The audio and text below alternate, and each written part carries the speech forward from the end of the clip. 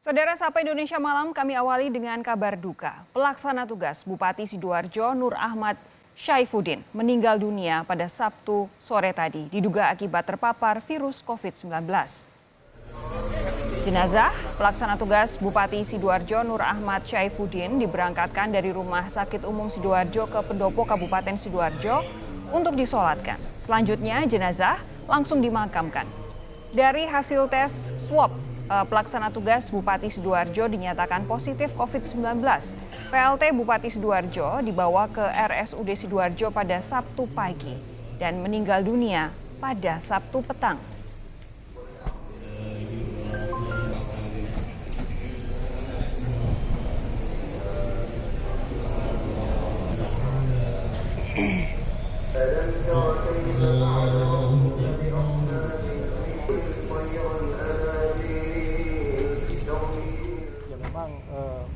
Dugaan kami memang swab positif PCR-nya dengan metode PCR yang terbincang sangat jatuh itu. Hasil laboratorium ternyata dimernya juga di atas 10.000. Ya akhirnya kami langsung dengan anestesi masang ventilator udah agak stabil nafas tapi jantung kan berhenti mendadak itu. Karena dimernya itu di atas 10.000. Nilainya nggak terukur, di atas 10.000 itu artinya ada pembuntuan ke pembuluh darah di jantung. Memang COVID ini kan saya sudah sering menyampaikan tidak hanya masalah gangguan pernafasan, tapi koagulasi.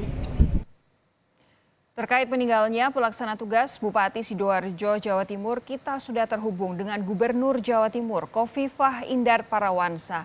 Selamat malam Ibu Khofifah. Ya, selamat malam. Terima kasih Bu Khofifah sudah mau bergabung bersama kami di Sapa Indonesia Malam. Ibu boleh diceritakan kembali bagaimana sakitnya dan juga akhirnya dibawa ke rumah sakit lantas meninggalnya PLT Bupati Sidoarjo, Ibu. Ya, saya mendapat kabar juga tadi sangat mengejutkan. Innalillahi wa inna ilaihi rajiun. Mudah-mudahan seluruh amal baiknya diterima Allah dan hilafnya diampuni oleh Allah. Kami punya kehilangan. Jadi Pak Nur Rahmat ini saya mengenal beliau bekerja luar biasa. Tengah malam kalau misalnya kebetulan Pak Pangdam atau Pak Kapolda sidak di Kampung Tangguh selalu juga beliau hadir di lokasi meskipun tanpa ada pemberitahuan terlebih dahulu. Karena misalnya Pak Bupati ini sedang bertugas di mana atau di mana ada kami, Kapolda, Pangdam juga beliau langsung datang.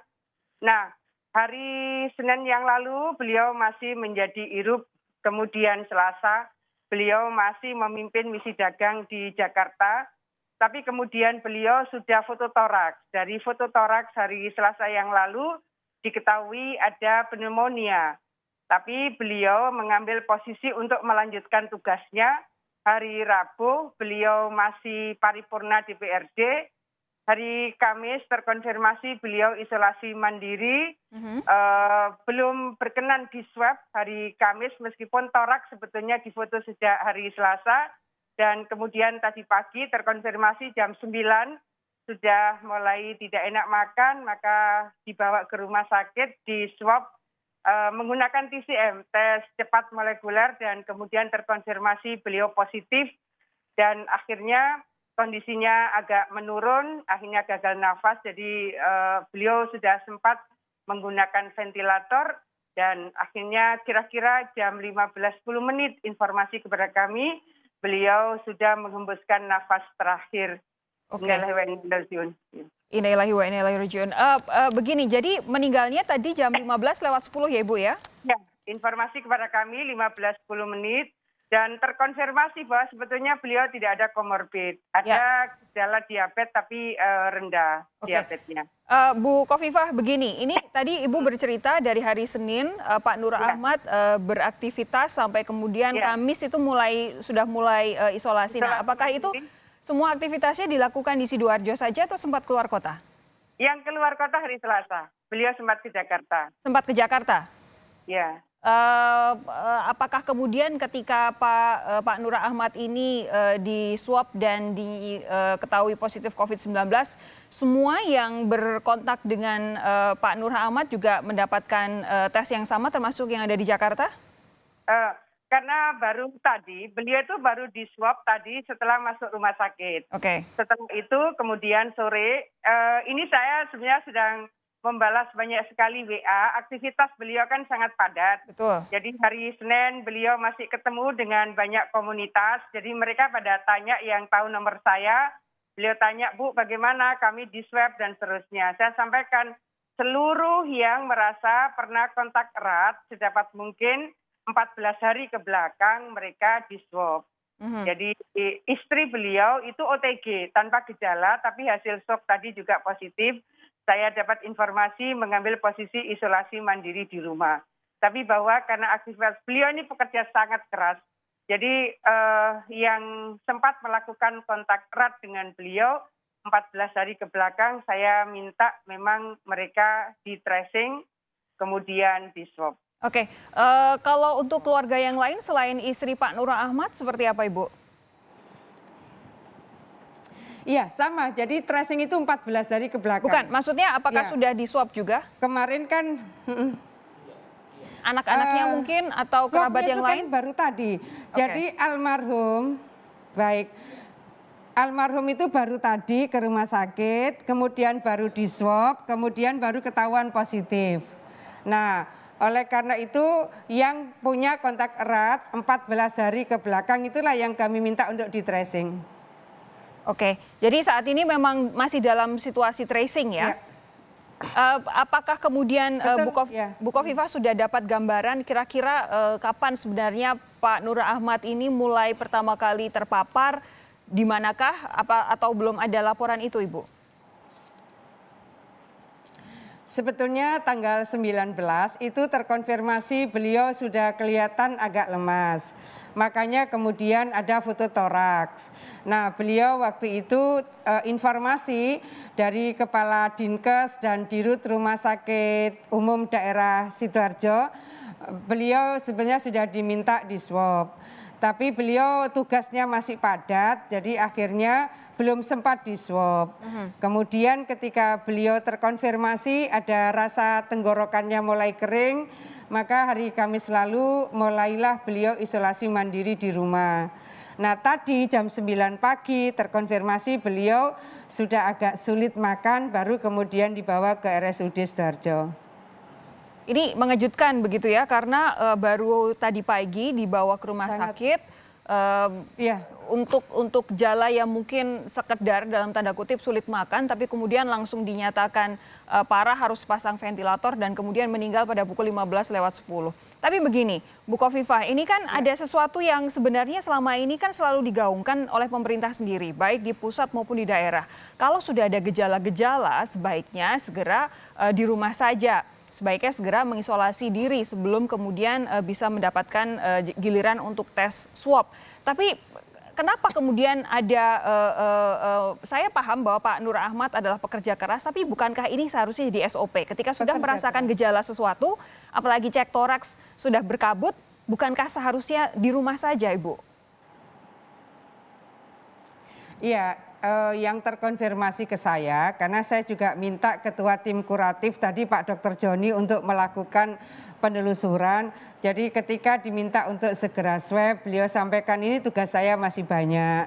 Jadi ketika ditanya lagi, tugas saya masih banyak. Jadi karena memang pekerja keras, jadi hari ini mungkin ini adalah sebagai bagian untuk pengingat kita semua bahwa COVID ini betul-betul masih menyebar. Jadi ini belum berhenti penyebarannya. Indikasi-indikasi yang terkait dengan kemungkinan gejala-gejala klinis sudah harus diidentifikasi lebih dini. Oke, tapi begini, satu hal juga yang saya anggap sebagai bagian dari SOP. Ini kami terus terang agak kaget melihat gambar yang didapatkan oleh tim liputan yang ada di sana. Ketika ketika Pak Nur Ahmad kemudian dinyatakan meninggal, jenazah katanya disemayamkan lebih dulu. Alasannya adalah karena rumah persemayaman dengan pemakaman itu dekat. Tapi kan ini akhirnya terbukti di layar, kita lihat mengundang banyak sekali orang. Oke lah, sebagian besar pakai masker, tapi tidak ada jaga jarak. Nyaris tidak ada jaga jarak di situ, Ibu Khofifah. Ini lantas bagaimana?